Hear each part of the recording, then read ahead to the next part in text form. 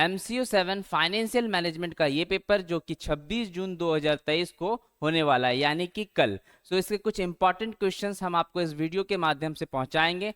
तो welcome back to our channel commerce education centre. So in this video मैं आपको MCO 7 financial management का कुछ इंपॉर्टेंट क्वेश्चंस कराने जा रहा हूं, जो कि आपके एग्जाम पॉइंट ऑफ व्यू से बिल्कुल ही इंपॉर्टेंट है। अगर ये क्वेश्चंस आप करके जाते हैं तो आपको 70 to 80 मार्क्स के लिए सोचना नहीं पड़ेगा। हम इस वीडियो को थोड़ा फास्ट करेंगे क्योंकि इलेक्ट्रिसिटी प्रॉब्लम हम लोग फेस कर रहे हैं, क्योंकि वेदर कंडीशन बिल्कुल ही सही नहीं है, मानसून का मौसम है। तो हम इस वीडियो के माध्यम से आपको कुछ इंपॉर्टेंट क्वेश्चंस प्रोवाइड कर देंगे। आप स्क्रीनशॉट ले लीजिए और अपने परीक्षा की तैयारी बिल्कुल ही दुरुस्त कीजिए। और अगर मानसून ने हमारा साथ दिया तो हम क्या कर सकते हैं, हम आपके लिए वीडियो बेहतर से बेहतर प्रोवाइड कर सकते हैं, क्योंकि मानसून की वजह से हम थोड़ा सा निराश हो जा रहे हैं, वीडियो को अच्छे से अपलोड नहीं कर पा रहे हैं। तो इसलिए आप बिल्कुल चिंता मत कीजिए, हम आपके लिए हमेशा तत्पर है। तो देखिए अब कुछ इंपॉर्टेंट क्वेश्चंस को। तो देखिए पहला क्वेश्चन देखिए, right short notes on any two of the following. इसमें दो शॉर्ट नोट्स आपको आएंगे ही आएंगे। मैं टोटल आपको 11 शॉर्ट नोट्स दे दिया हूं। ए नंबर में देखिए कैपिटल असेट्स प्राइसिंग मॉडल। ये जो शॉर्ट नोट्स आएगा ये आपको 10-10 मार्क्स का 2 लिखना होगा, ठीक है। तो ये देखिए capital assets pricing model. Capital asset pricing model क्या होता है उसके बारे में आपको ब्रीफ देना है। ब्रीफ क्या देना है आपको, एक पेज उसके बारे में पूरा ब्रीफ करना है, दूसरा पेज में उसका कंक्लूजन और वेन डायग्राम प्रोवाइड कर देना है। कॉन्सेप्ट ऑफ रिस्क, रिस्क क्या है और रिटर्न क्या है। रिस्क होगा तभी तो रिटर्न होगा, profit is reward of risk taking, ठीक है। इसीलिए आप इस लाइन के साथ इस कॉन्सेप्ट को स्टार्ट कीजिएगा। तीसरा है ट्रेड क्रेडिट। ट्रेड क्रेडिट क्या होता है उसके बारे में एक्सप्लेन करना है। जितना भी यहाँ पर शॉर्ट नोट्स आपको लिखने के लिए बोला जा रहा है सब में आप मैक्सिमम 2.5 पेजेस का इस्तेमाल करें या फिर 2 पेजेस का, क्योंकि यहाँ पर क्वांटिटी मैटर नहीं करता है, क्वालिटी मैटर करता है। क्वांटिटी कुछ भी हो सकता है। जब आप पेपर इंग्लिश में लिख रहे हैं तो आप पेपर में क्वालिटी पे जाइएगा, ना कि क्वांटिटी पे, ठीक है। क्वांटिटी मिनिमम आपको 2 पेज तो रखना ही रखना है, क्योंकि ये 10 मार्क्स का क्वेश्चन है। फिर देखिए फोर्थ नंबर क्या है, लीज फाइनेंसिंग। फिफ्थ नंबर है कैपिटल रेशनिंग। एफ नंबर है capital market, benefits and cost of lease financing, cash management, project financial arrangement, NPB. ये वाला देखिए ये रिपीटेड क्वेश्चंस में से है, इसको बिल्कुल पढ़ के जाइएगा। ABC analysis of inventory control ये भी, और एक लास्ट फैक्टरिंग, ये भी आप इंपॉर्टेंट में से आ रहा है। ये सारे इंपॉर्टेंट है, लेकिन इसमें से जो मैं हाईलाइट ज्यादा कर रहा हूं उसको आप बिल्कुल करके जाइए, ठीक है। अब नेक्स्ट देखिए ये शॉर्ट नोट्स का था। अब सेकंड पार्ट में आप देखेंगे बड़े बड़े क्वेश्चंस जो 20-20 मार्क्स के आने वाले हैं वो, ठीक है। तो देखिए इंपॉर्टेंट क्वेश्चंस 2023 ऑफ MCO 7 में ये जो 20 मार्क्स का थ्योरी बेस्ड क्वेश्चंस होएगा उसमें क्या है, पहला है कि कैश बजट क्या होता है और इसके मेथड्स जो कैश बजट को प्रिपेयर करने के लिए किए जाते हैं। व्हाट आर इट्स एडवांटेज, अब इसके एडवांटेजेस क्या है उसके बारे में भी आपको लिखना है। तो ये देखिए क्वेश्चन को कितने भागों में पार्ट कर दिया गया, 3 पार्ट्स में इसको डिवाइड करा गया है, लेकिन ये क्वेश्चन 20 मार्क्स का ही है। तो आपको ये 20 मार्क्स का क्वेश्चन कैसे भी कैटेगराइज किया जा सकता है, या तो 6 या तो 12, 12 6 18 और 2 मार्क्स, ठीक है। 20 मार्क्स मतलब एक कॉन्सेप्ट निकालने का कोशिश कर रहा है आपसे आपसे आपने क्या पढ़ा है आपका पूरा कॉन्सेप्ट इसमें से निचोड़ने की कोशिश की जा रही है, ठीक है। कभी ये क्वेश्चन 12+8 में भी पूछा जा सकता है, या 5+5 और 10 में भी पूछा जा सकता है मार्क्स में, ठीक है। तो इस पे घबराना नहीं है। ये जो 2 मार्क्स है ये 2 मार्क्स कंक्लूड करके आपसे पूछा जा सकता है, क्योंकि क्वेश्चन को देखिए एंड में पार्ट कर दिया गया है, ठीक है। तो explain briefly the different types of sources of long term finance. जो लॉन्ग टर्म फाइनेंस के सोर्सेस है उसके बारे में आपको लिखना है। 2 तरीके के फंड होते हैं, ओनर फंड और बोरोड फंड। तो इसमें आपको लॉन्ग टर्म फाइनेंस के बारे में आपको लिखना है। अब इसमें क्या सोर्सेस है, कहाँ से आप अरेंज कीजिएगा उसके बारे में आपको ब्रीफ देना है, ठीक है। वेदर आप ओनर फंड से करते हैं या बोरोड फंड से करते हैं।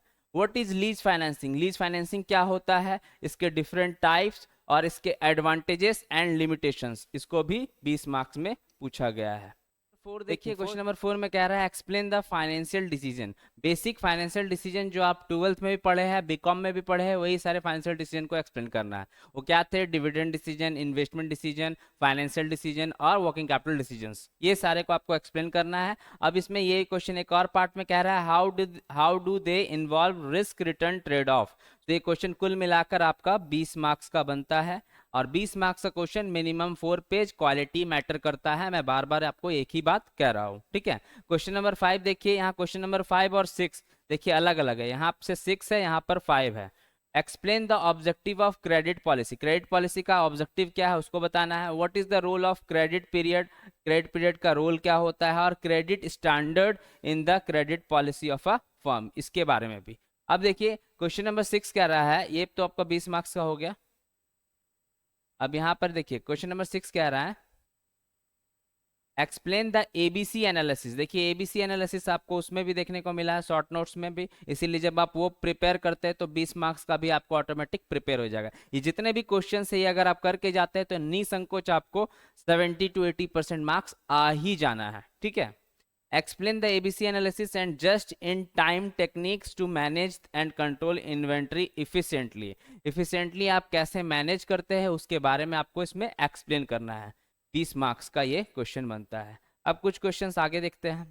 क्वेश्चन नंबर 7 क्या कहता है कि प्रोजेक्ट फाइनेंस क्या होता है और इसके कॉरपोरेट फाइनेंस के साथ इसको डिस्टिंग्विश करना है, मतलब इसके बीच का डिफरेंस आपको स्टैब्लिश करना है। तो ये 20 मार्क्स का हो गया। इसमें आप पहले प्रोजेक्ट फाइनेंस को एक्सप्लेन कीजिए, उसके एडवांटेजेस को लिख दीजिए, इसके बाद डिस्टिंग्विश कीजिए और बेसिस ऑफ डिफरेंस के साथ इसको डिस्टिंग्विश कीजिए। ऐसे डिस्टिंग्विश कीजिएगा, यहाँ बेसिस ऑफ डिफरेंस, यहाँ प्रोजेक्ट फाइनेंस और यहाँ पर कॉर्पोरेट फाइनेंस। अब क्वेश्चन नंबर 8 देखिए क्या कहता है, explain the various approaches use to value of equity shares with examples. Examples के साथ आपको वेरियस अप्रोच के बारे में बताना है ताकि value of equity share, use of value of equity shares, equity shares के बारे में पूरा ब्रीफ दे दीजिए, उसके टाइप्स को लिख दीजिए, टाइप्स ऑफ इक्विटी शेयर्स, इसके बारे में फिर पूरा एक्सप्लेन कर देना है और क्वालिटी पे ज्यादा ध्यान देना है, ठीक है। क्वेश्चन नंबर 9 देखिए, discuss capital asset pricing model. ये भी आपको वहां देखने को मिला था शॉर्ट नोट्स में। How is it used for pricing securities, ये भी आपका 20 मार्क्स में बनेगा। ये क्वेश्चन भी, जितने क्वेश्चंस यहाँ पर है सारे 20 मार्क्स में पूछे जाएंगे। What are the functions of financial market. अब फाइनेंशियल मार्केट को आपको इसमें कैटेगराइज करना है, फंक्शंस लिखना है और उसके बारे में कैटेगराइज कर देना है, ठीक है। इसके रिस्क को भी faced by investors in the market, अगर मार्केट में जो इन्वेस्टर्स इन्वेस्ट करते हैं उनको क्या रिस्क फेस करना पड़ता है वो भी। और ये देखिए ये रिपीटेड क्वेश्चंस में से आ गया, what is project finance, distinguish between project finance and corporate finance. ये क्वेश्चन बिल्कुल करके जाइए क्योंकि ये इंपॉर्टेंट है, इसीलिए मैंने इसे 2 बार इंट्रोड्यूस करा है, ठीक है। ये भी आपको 20 मार्क्स में ही है। फाइनेंशियल मैनेजमेंट वाला भी क्वेश्चन आपको इसमें फिर से आ रहा है, देख लीजिए। नेक्स्ट क्वेश्चन 13 नंबर में क्या है, what do you understand by DCF technique. ये थोड़ा यूनिक था इसीलिए इसको लिया गया है, इसको कर लीजिए क्योंकि आपका हर एक ब्लॉक से मैंने इस क्वेश्चंस को सेलेक्ट करा है ताकि आपको एग्जाम में बिल्कुल भी दिक्कत फेस ना करना पड़े।